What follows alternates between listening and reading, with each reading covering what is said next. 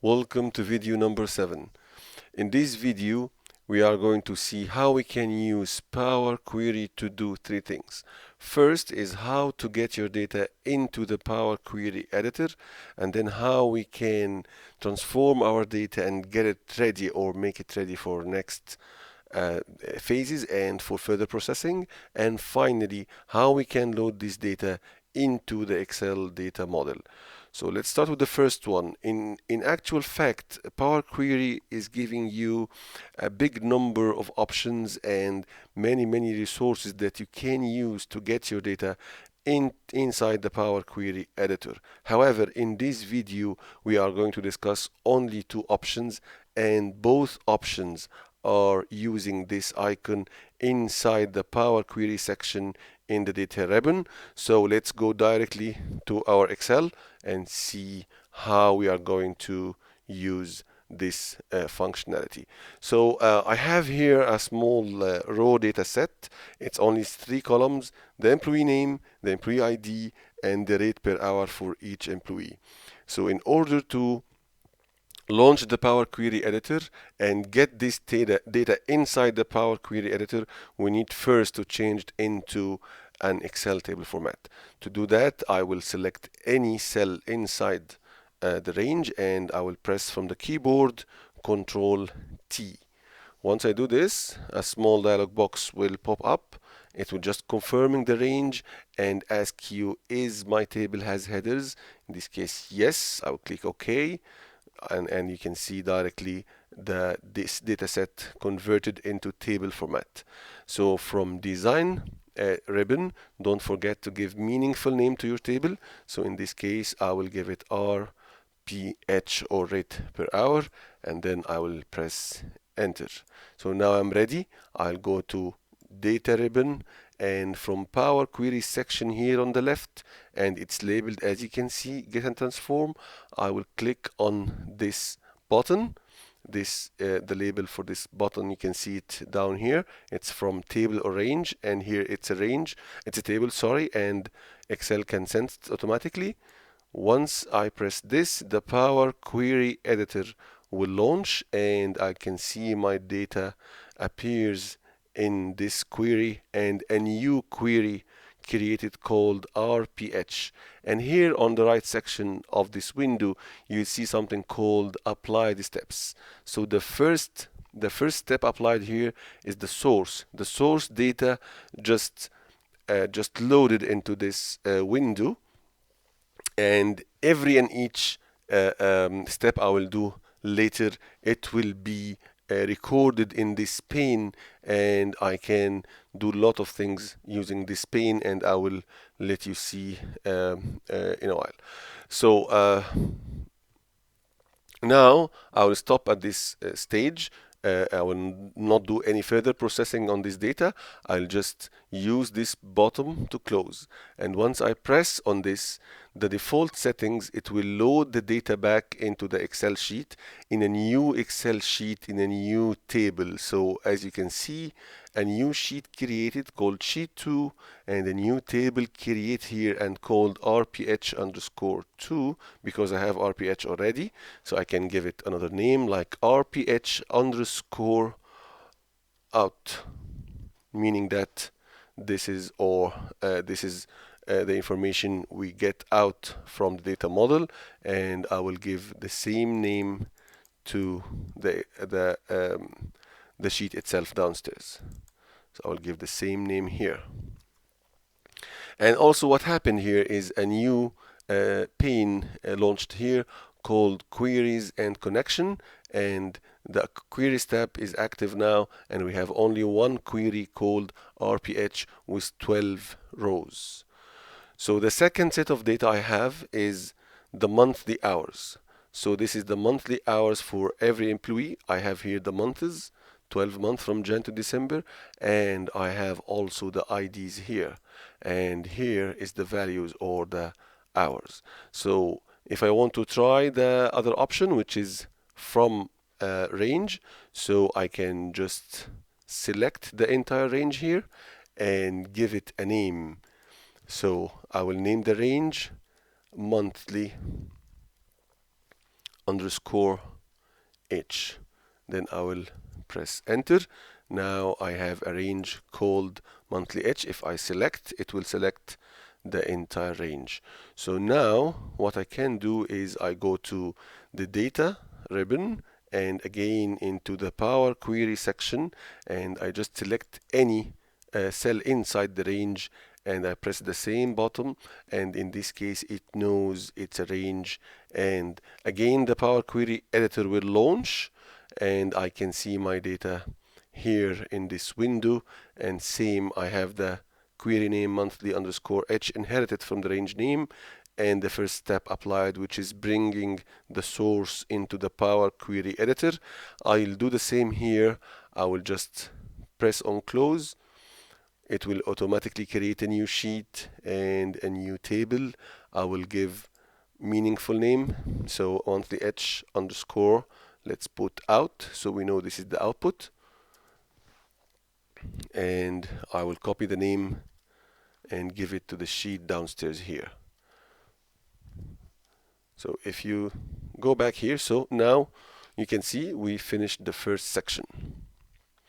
The second section now is how to do processing to make the data ready for further processing and ready for loading to data model, so we can do a lot of relations and formulas using the transformed data or the prepared data. So we have 6 things now. We're going to discuss how we can format and trim text, how we can change data type, split columns, merge columns, remove duplicates, and unpivot the cross-tabular or cross-tab data. So let's go back.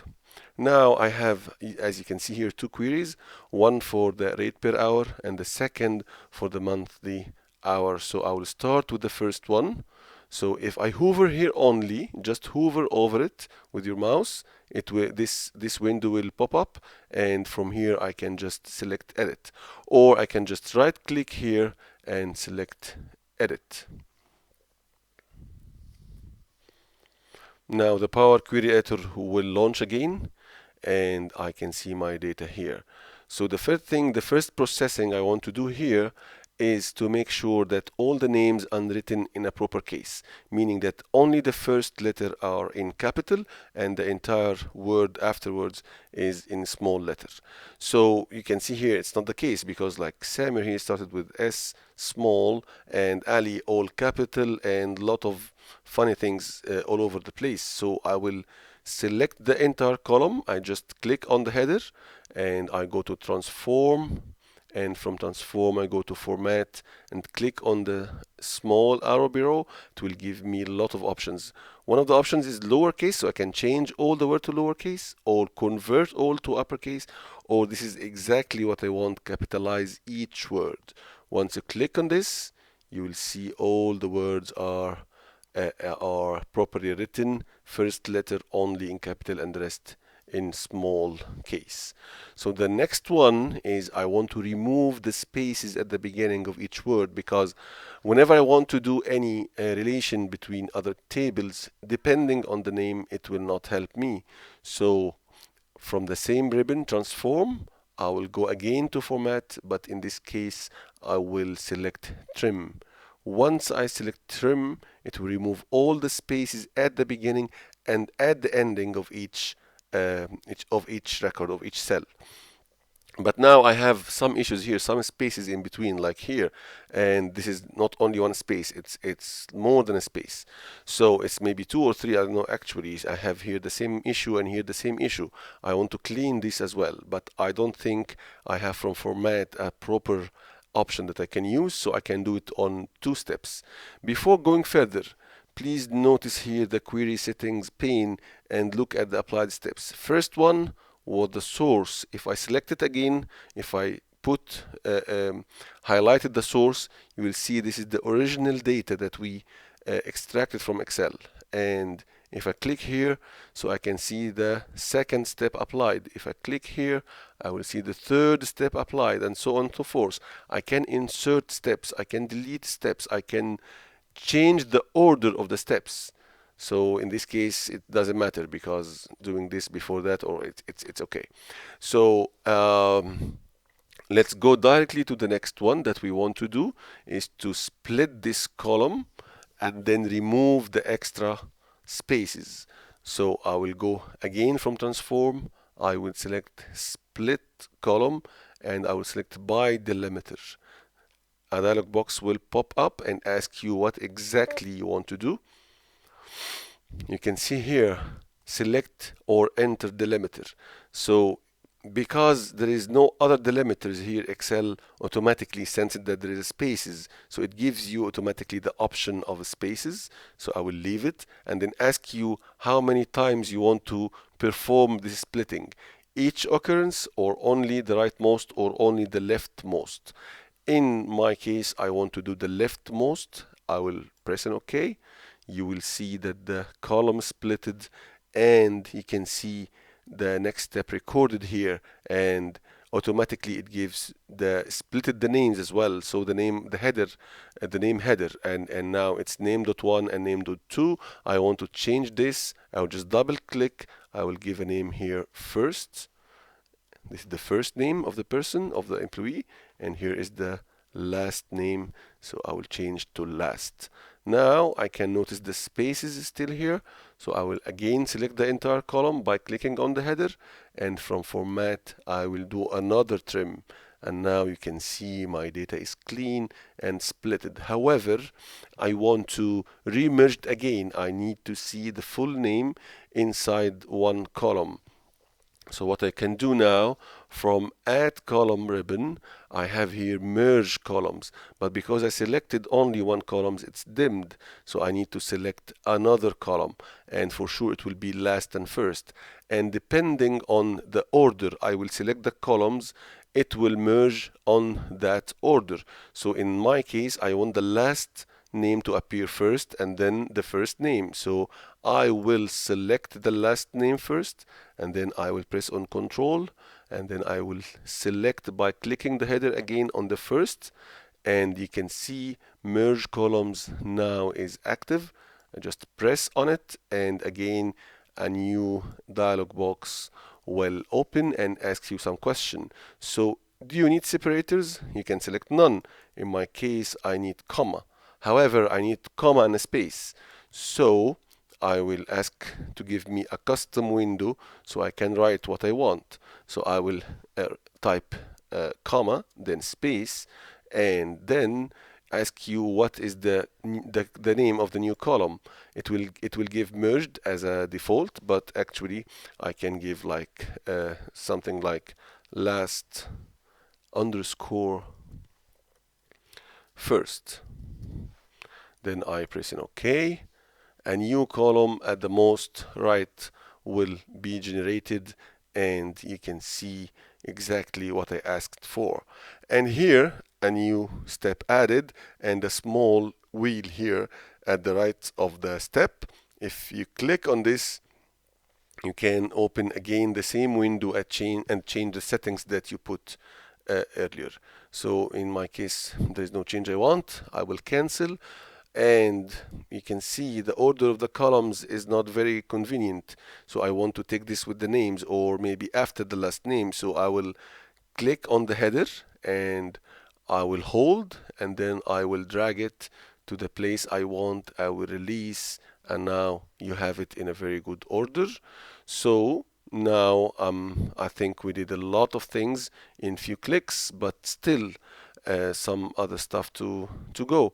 I have here some duplicates. If you can see, Ziad Nassar, and also the same ID. So it's a duplicate. I want to remove the duplicate. But if I did this when I select this column only, maybe we have a similar name but with a different ID. So I need to select both together. And then I go to home, and from home you have remove rows. Just click on the arrow down and you have remove duplicates. And here you go. We have only 9 records instead of whatever we had before. It was like 12. Now 3 duplicates removed. And we have a unique list of the names and IDs of the employees. The last one that we want to highlight here is we can change the type. And actually, I would recommend that you define and determine the type of data in each column. So for the first column, you can see ABC written here. And if you look at the data type indicator here, it's text. And this is the name, so it's okay. It's okay for first. Again, last, data type is text. Last and first together, data type is text. All is okay. For this one, the ID number, you can see it's ABC and 1 to 3. And if you look here, the data type indicator, it's any. But I prefer that we just force it to be text. So again, it's ABC, and here is ABC and 1 to 3, and this is the rate per hour. So I want to make sure this is the number. So from here, I can select either number, decimal, whole, or currency, but I will choose currency because, and you can see the dollar sign is here, so this means it's currency. And now I think we did all the transformation that we need for this sample of data, and we have all the steps. We can delete any step, we can rename, we can edit any step, or we can change the order of any step of those. And because it's recorded here, any additional data we are going to append our table with, it will be automatically changed, and we can see this right now. So I will close this. Actually, I can use the close and load like the last time, but in this case, I will just click here. A new dialog box will come. It will ask you keep, discard, or cancel. For sure, I want to keep the changes. So all the changes now will happen to this table. You can see here, duplicates removed, the split happened, the data types, everything, and we have here 9 rows only loaded. So if you ask me what the difference between this and this is your original data, the original table that you put data in, and this is the original data that you are pushing into the Power Query. However, this is the output data, and this output is just a read-only version of your data coming through the Power Query editor. This means that if I just delete the entire table like here, and then I do refresh here, right click and refresh, all the data will come back. And if I add or change anything here, like let's change Ihab Mohsin to 9 instead of 6, and we go back here and we refresh, right click and refresh, or we can just refresh from the query here from this button. We just refresh, you'll see the 6 changed to 9. If I changed back to 6 here, this is not sufficient, because if I refresh back, it will go back to 9. So this is a read-only version of your data after all the processing happened inside the Power Query editor. Let's go now to the other file, the other set of data, and see what we want to do here. As you can see, the data here in a cross-tab or cross-tabular format, and this format is not very good if you are going to use it to link with other tables inside the Excel data model, and not very good if you use it in further data analysis. It's good to report as a separate report, but as a raw data, it's not very useful. So the best way is to transform it in this format, tabular or columnar format. So and just I took just few lines from here and I put it just in this format. But if I want to change the entire data set, although it's very small, it will take me like half an hour to just transpose all of this and repeat the IDs and repeat the months. So we can do this very easy with few clicks inside the Power Query editor. We just hover here, or we just right click and click on edit. We relaunch the Power Query editor. We'll see the other set of data, the monthly hours, and no steps happen here. So the first step we are going to do here is to promote the headers, because you can see that the first record is actually the headers. So I want to tell the editor that please use first row as header, and here from home ribbon we go to use first rows as headers, and you can see a step added here, promoted headers. And now what I want to do is to convert the cross tab format into columnar or tabular format. So what I'm going to do now is I want to select all the months. So I will select January, I will scroll to the end, press on Shift and press on December. I selected from January to December now, and from the transform ribbon I go to unpivot. So if you click here, there's some options. So there is unpivot columns, there is unpivot only selected columns, and unpivot other columns. So this means that if I select only ID and I go back to unpivot columns and I select unpivot other columns, look at this. Less than a second, it transform the data into the desired format, into the columnar or tabular format. And you can see instead of 10 records, we now have 108 records. And there is few things left to do, then we'll be ready to go. So I need to change the header here, and instead of attribute, I will use month. And instead of value, I'm going to use hours. Then I will press on enter. So now I need to change the types, the data types. So I have here also it's any. If you check here from the home ribbon, it's any.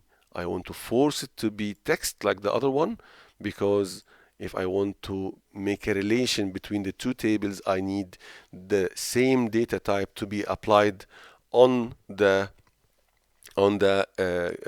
column that I'm going to use as a link between the two tables. Here month is text. I will leave it like this for the moment. And then you have the hours, it's any. I will choose, for this case, let's use decimal numbers because it can be an hour and a half or so. So you have here a new symbol 1.2, meaning that this is decimal number. So you can check your data type either from here or from the home ribbon on the data type indicator here. So now I think our data is ready, and we can just do the same. We just click on close and keep, and look what will happen here. Everything changed. As I told you, this just a read-only version of your original data. Here is your original data, and here is the data only, read-only version of the data. So now the beauty of what we have seen is that all the steps are recorded, and Excel can re-perform the steps on whatever data you add to your data set. So let's check here. If I take from this, I have two additional records here in the monthly hour table. I'll copy it, and I will go here, and I will just paste it. All right, so you have a couple of records here. So, but unfortunately, if I just refresh on the table, I will not see anything will change, because I defined a range called monthly underscore h, and this is the range that the Power Query editor referred to. And as you can see, these two records is not included in the range. So I need to edit my range first. So I just go to Name Manager in the Formula ribbon, and I select or reselect the data, expand my selection to include the two new records. And then I close, and now if I select, yes, it's included now. If I go here, and either I can right click and refresh, or just refresh from here, you can see the additional data included, and you have now 133 records, or 132 records actually, instead of 108. And we can do the same here in this one, but in this case it's a little bit different. Let's try. I have also another 3 records. I just copy, I come here in the in the first empty record after the table, and I will paste. And you can see here, because we are using table here, your data will expand automatically, no need to change anything.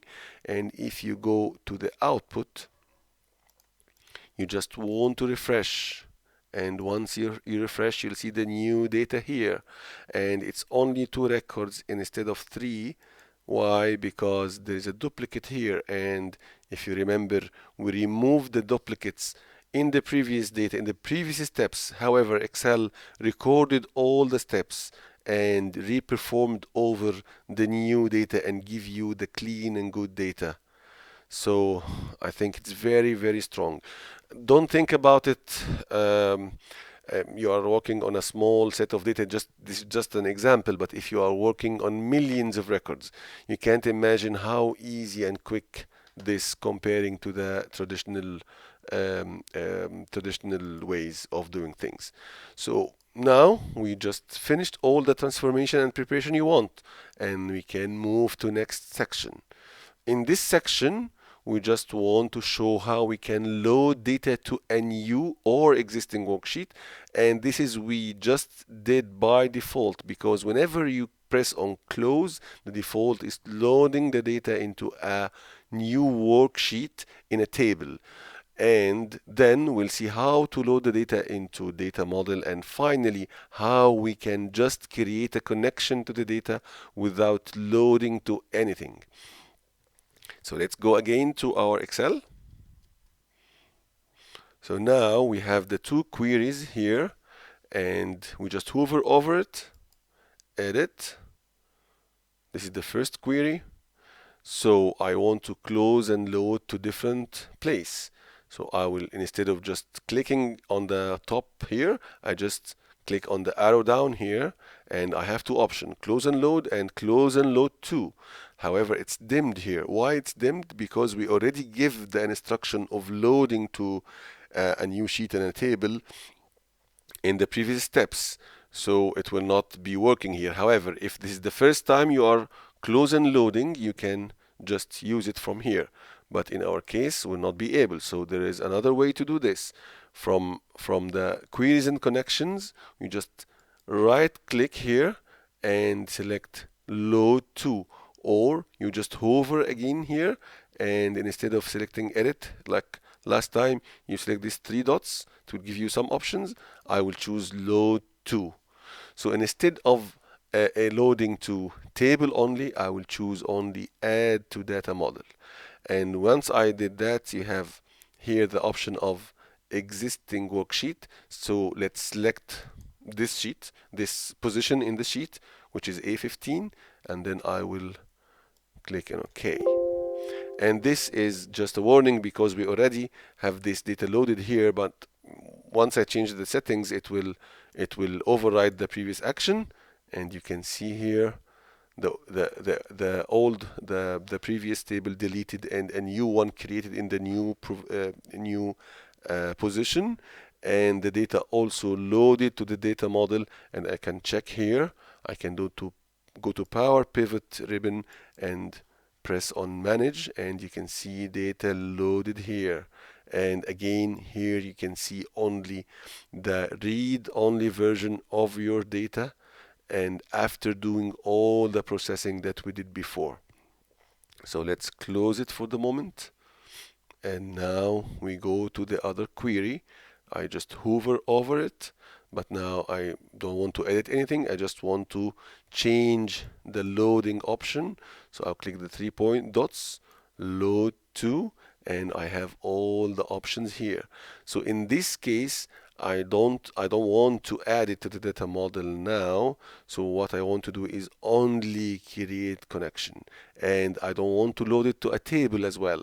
And this is very useful if you have millions of records and you don't have any tables that can take this number of records.